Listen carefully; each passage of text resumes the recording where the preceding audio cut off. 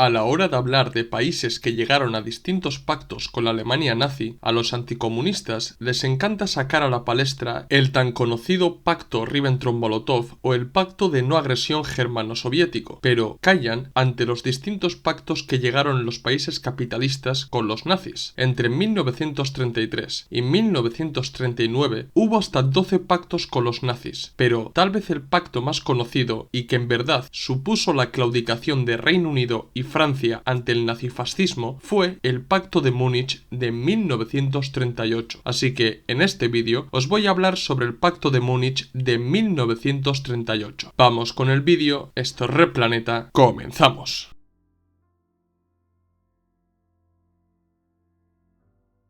A la hora de analizar cualquier pacto diplomático y sus consecuencias geopolíticas, es muy importante entender el desarrollo histórico y recalcar los actos y sucesos históricos que propiciaron dicho pacto, ya que, si no se estudia de esta manera un acuerdo o pacto, no se puede entender las razones que llevaron a los gobernantes a firmar esos tratados y mucho menos se van a entender sus consecuencias. Así que, para entender el Pacto de Múnich de 1938, es muy importante hacer un recorrido histórico del periodo de entreguerras para entender por qué Reino Unido y Francia acabaron reuniéndose con Hitler y Mussolini y firmaron los acuerdos de Múnich. Como bien sabréis, las potencias centrales perdieron la Primera Guerra Mundial y Reino Unido y Francia echaron toda la culpa a Alemania de la gran guerra que asoló y destrozó el viejo continente durante 4 años. En verdad, culpabilizar a los alemanes del comienzo de la Primera Guerra Mundial fue una cortina de humo por parte de los británicos y los franceses para ocultar el resto de las causas que propiciaron la Gran Guerra, como fue el colonialismo, la militarización o la contradicción interimperialista. Las potencias vencedoras forzaron a Alemania a aceptar sus términos que acabarían plasmándose en el Tratado de Versalles de 1919. En verdad, los términos que tuvieron que aceptar los alemanes fueron muy duros, y en Alemania acabaron llamando al Tratado de Versalles Diktat debido al carácter tan impositivo y severo de las condiciones que les impusieron los vencedores. Con la firma del Tratado de Versalles, Alemania perdió una séptima parte de su territorio, perdió 8 millones de habitantes, su ejército fue limitado a 100.000 hombres, se prohibió el servicio militar obligatorio, se le impidió disponer de una fuerza aérea y se redujo la fuerza naval al mínimo. Junto a todo esto, a Alemania se le impuso duras sanciones económicas que acabó de pagarlas completamente en 2010. Los alemanes no fueron los únicos damnificados, porque el Imperio Austrohúngaro se desmoronó, dando lugar a distintos países que eran Austria, Hungría y Checoslovaquia. A su vez, el Imperio Otomano también fue fragmentado y los imperialistas británicos y franceses impusieron sus propios mandatos en Siria, Líbano, Palestina e Irak. Y, para evitar el estallido de otra gran guerra en Europa y en el mundo, se creó la Sociedad de Naciones, que vendría a ser el germen de la ONU. Aunque en la sociedad alemana existía un descontento respecto a las duras sanciones impuestas por los vencedores, al principio los gobernantes de la nueva República de Weimar intentaron cooperar con el resto de los países europeos, y fruto de esas intenciones pacificadoras fue el Tratado de Locarno de 1925, con el que aceptaron no cambiar las fronteras de la posguerra mediante acciones bélicas y oficializaba la aceptación de las fronteras impuestas a Alemania por el Tratado de Versalles. Pero el llamado espíritu de Locarno pronto comenzaría a desvanecer a consecuencia de la crisis del 29 y el proceso de fascistización que experimentaron los países capitalistas y más concretamente Alemania. El auge del fascismo llegó a su punto álgido con la subida al poder de los nazis en Alemania, que generó una enorme incertidumbre no solo en Alemania sino también en toda Europa. Si bien los británicos vieron en el fascismo la punta de lanza contra el comunismo, también hay que recalcar que veían en Hitler a un peligroso dirigente que podría perturbar la paz en el viejo continente y que no dudaría en resarcirse de la humillación sufrida en Versalles. Las sospechas británicas comenzaron a confirmarse cuando Alemania manifestó públicamente su rechazo a la propuesta anglo-estadounidense de limitación armamentística alemana y salió de la Sociedad de Naciones. En ese momento, el trabajo diplomático de Reino Unido se basó basó en intentar separar a la Italia fascista de Mussolini de Hitler, alertar a Francia de la nueva amenaza nazi en el continente y de estar a favor de otorgar ciertas concesiones tolerables para los alemanes en aras de saciar las intenciones expansionistas de Hitler. Por aquel entonces, los principales gobernantes de Reino Unido y de Francia conocían el ideario nazi expuesto por Hitler en su libro Mi lucha, y aunque entendían que ese libro era más bien un arma para captar alemanes para su causa,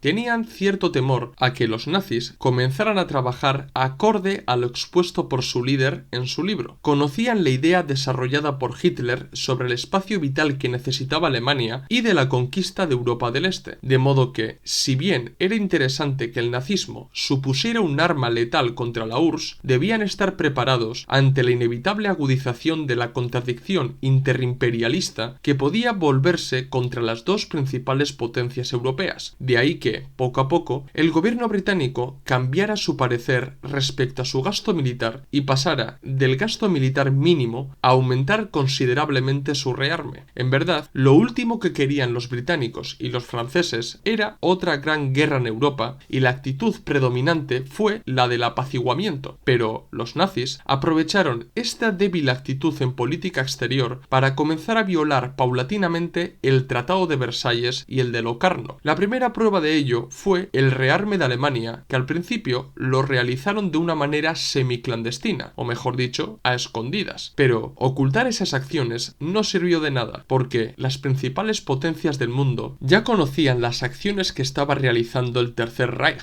El rearme alemán era indispensable para los nazis, ya que, sin esto, nunca podrían materializar la creación de su espacio vital y mucho menos hacerse respetar en el plano geopolítico. La respuesta diplomática de los británicos al rearme fue reafirmarse en el Tratado de Locarno junto a Francia e Italia, formando lo que se conoce como el Frente de Stresa. Por su parte, los franceses se acercaron a los soviéticos para firmar un acuerdo de asistencia mutua en caso de agresión, pero ese acuerdo fue truncado por la derecha francesa, al que le pudo el anticomunismo. Reino Unido también decidió ceder y en 1935 firmaron con los alemanes un acuerdo naval. Debo destacar que la actitud de Hitler para con los británicos no era de hostilidad, puesto que veían en los británicos un socio preferencial en Europa al que le unía el carácter imperialista y anticomunista. Es más, el propio Hitler puso de ejemplo el imperialismo ejercido por los británicos en medio mundo, del cual deberían aprender para que ellos mantuvieran una dominación igual de importante en su futuro espacio vital. No obstante, su actitud para con los franceses era más bien diferente, porque los alemanes no olvidaron que precisamente las duras condiciones impuestas para la rendición en la Primera Guerra Mundial fue debido a la actitud implacable de los entonces jefes militares y políticos franceses, por lo que existía un importante rencor hacia el país galo. Un paso más hacia la guerra total fue la remilitarización de Renania por parte de los nazis. En realidad, esta acción del gobierno nazi fue para poner a prueba a los británicos y a los franceses, porque Hitler era consciente que la remilitarización de Alemania era una violación flagrante del Tratado de Versalles, por lo que podría ver y valorar la acción de estos dos países y decidir qué hacer en el futuro. De esta manera, el 7 de marzo de 1936, 22.000 soldados alemanes cruzaron el río Rin y cubrieron el territorio de Renania. Pese a la indignación de la Sociedad de Naciones y las quejas de los franceses, en realidad no se tomaron medidas reales para contener el nazismo, y esto supuso un claro signo de debilidad, y Hitler entendió que Reino Unido y Francia no estaban en disposición de cuestionarle y mucho menos de detener sus ambiciones expansionistas. Un año después, Neville Chamberlain se convirtió en el nuevo primer ministro británico y, recordando a sus ciudadanos los horrores de la Gran Guerra, invocó la política de apaciguamiento y acabó convirtiéndolo en la política exterior oficial del gobierno británico. La apuesta por el apaciguamiento convenía enormemente a Hitler, porque podría actuar bajo esta derrotista política para ir realizando acciones expansionistas que nunca superaran el umbral de un verdadero casus belli. Las verdaderas intenciones expansionistas de los nazis comenzaron a aflorar en 1937. Durante ese año, Hitler se dedicó a explicar tanto a los ciudadanos alemanes como a los grandes patronos de la necesidad de que todos los alemanes étnicos debían vivir dentro de las fronteras del Reich. La retórica del Estado racial estaba obligatoriamente acompañada de la conquista de nuevas tierras, por ende, de nuevos mercados, que, con la excusa de que los alemanes étnicos pasaran a ser ciudadanos formales del Reich,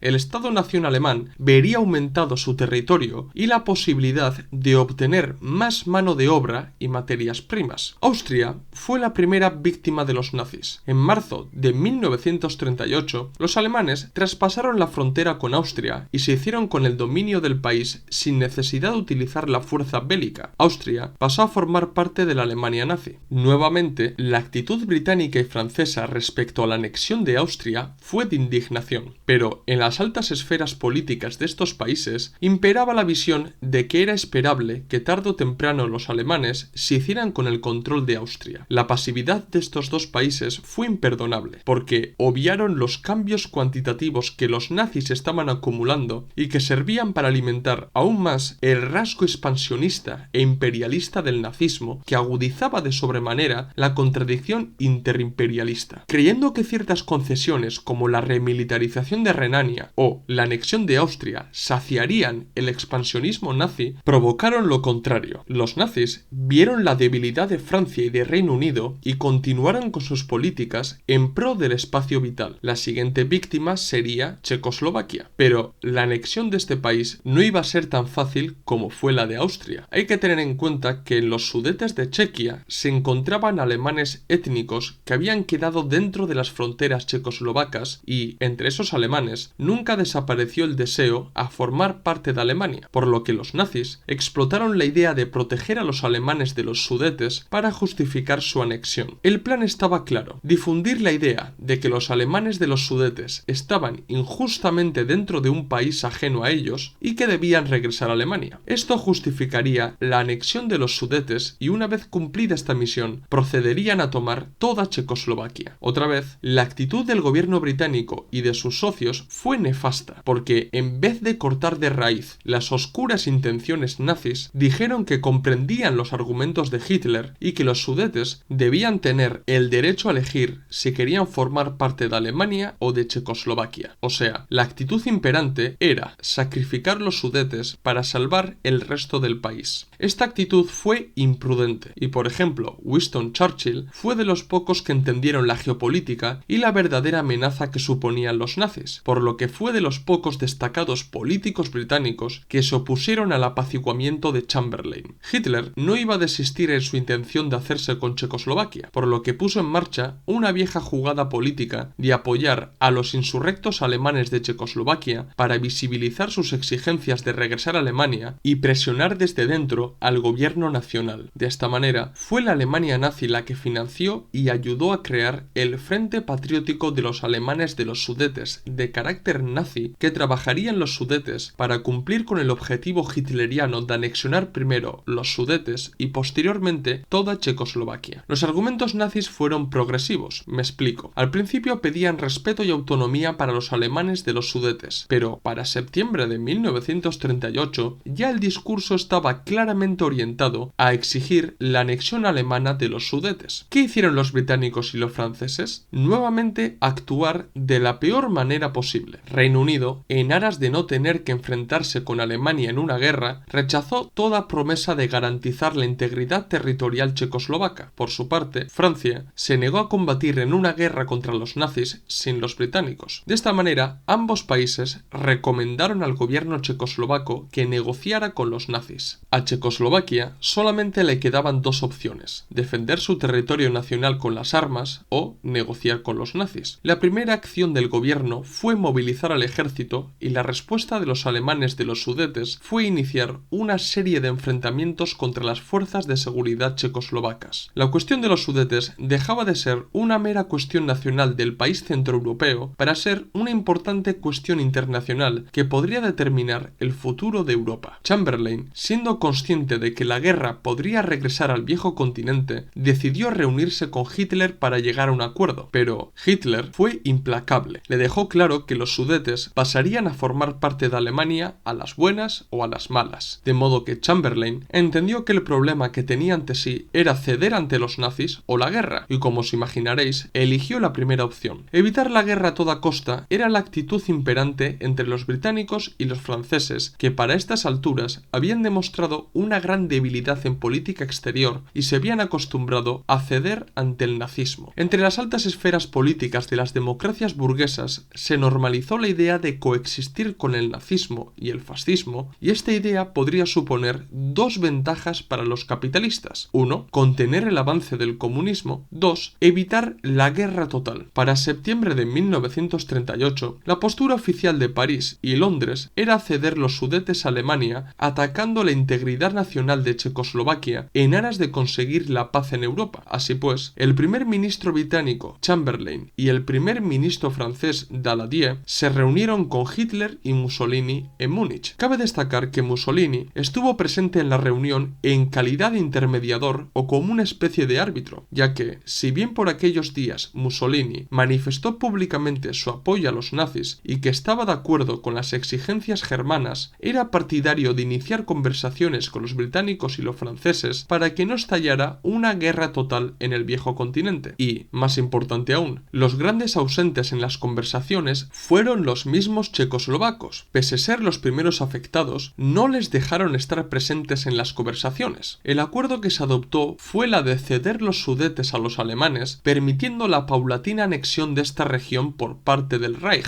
mantener intactas las empresas industriales y celebrar un referéndum entre los ciudadanos para que decidieran si querían pertenecer a la nación alemana. A su vez, Hitler, junto al resto de los políticos presentes, se debían comprometer a respetar la integridad territorial del resto de Checoslovaquia. Aunque parezca increíble, los checoslovacos veían cómo una parte de su nación era anexionada por los nazis sin pegar un solo tiro, sin que sus representantes políticos pudieran decir nada y con el beneplácito de sus supuestos aliados tan democráticos que decidieron bajarse los pantalones ante los nazis. Como era de esperar, el presidente checoslovaco Benes denunció los acuerdos de Múnich y dimitió. Todos los actores de los acuerdos de Múnich intentaron vender lo pactado como una contundente victoria. Chamberlain, a su llegada a Inglaterra, aseguró que había conseguido la paz para nuestro tiempo y que la diplomacia británica y francesa hábilmente habían conseguido detener las ambiciones de los nazis, y todo lo dicho por el primer ministro británico parecía dotar de más credibilidad a su política de apaciguamiento. Daladier no llegó tan eufórica a su país, pero no desaprovechó las palabras de Chamberlain para intentar que la calma reinara entre los franceses. Mussolini también fue recibido entre aplausos en Roma al presentarse ante la comunidad internacional como un estadista a tener en cuenta por realzar la imagen de Italia en el exterior y por evitar una guerra. El Papa Pío XI o el rey Víctor Manuel vieron con buenos ojos la actuación de los fascistas en Múnich. Irónicamente, fue Hitler el que se fue con peor sabor de boca de la reunión, ya que, si bien había conseguido la legitimidad para anexionarse los Sudetes, al ver la debilidad diplomática de sus oponentes, se arrepintió de no haber hecho más por hacerse con toda Checoslovaquia, pero, pese a la sensación de Hitler, el líder fue recibido como un gran héroe por las masas alemanas.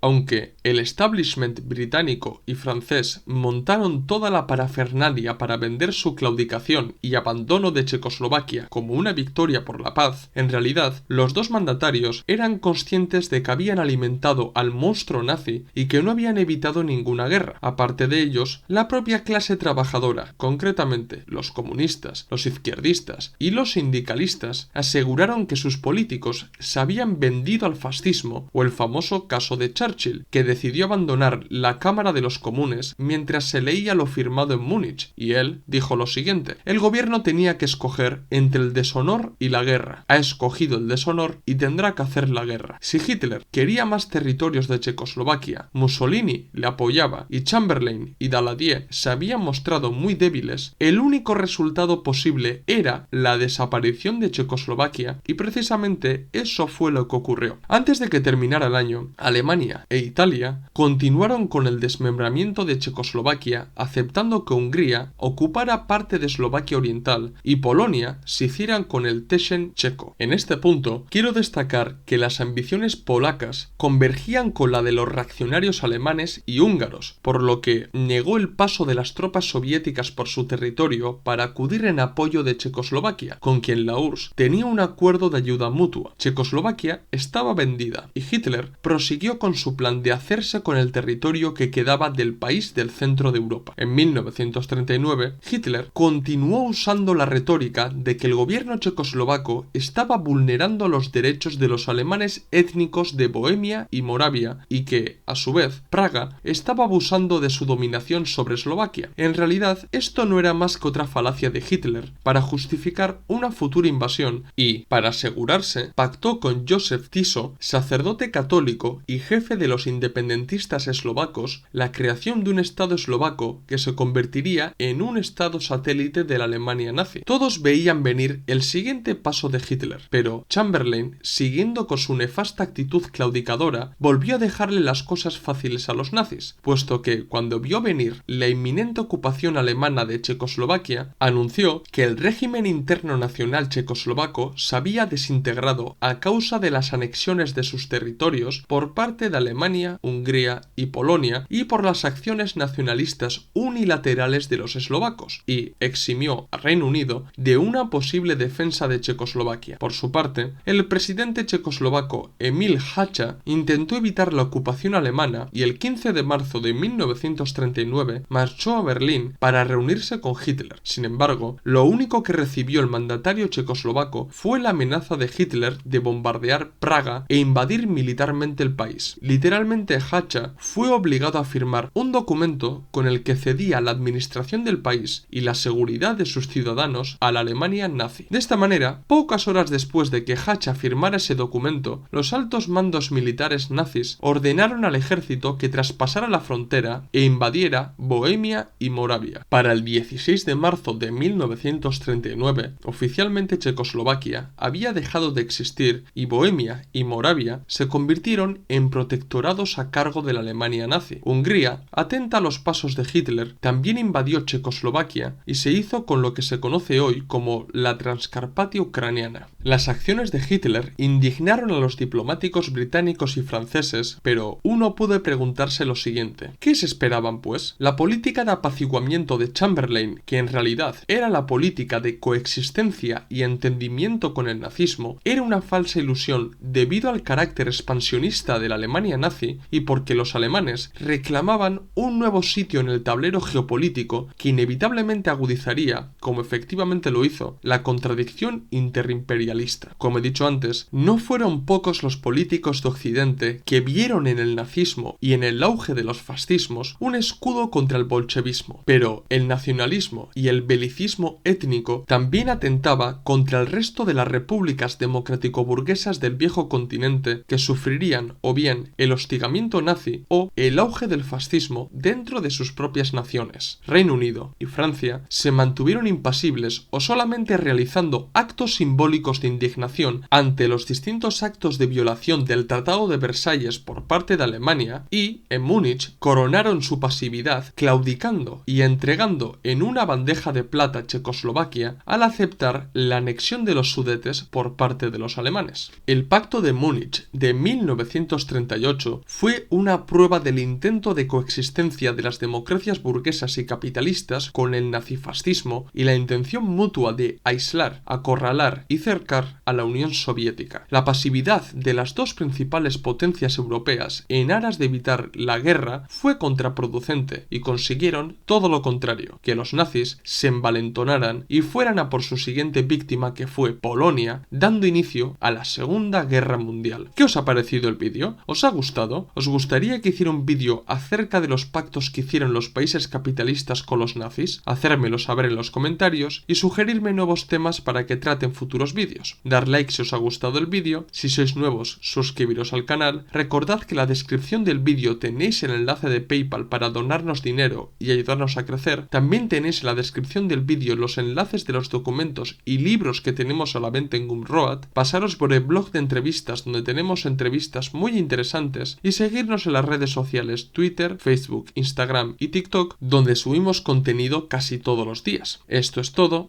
Nos vemos en el próximo vídeo. ¡Salud, camaradas!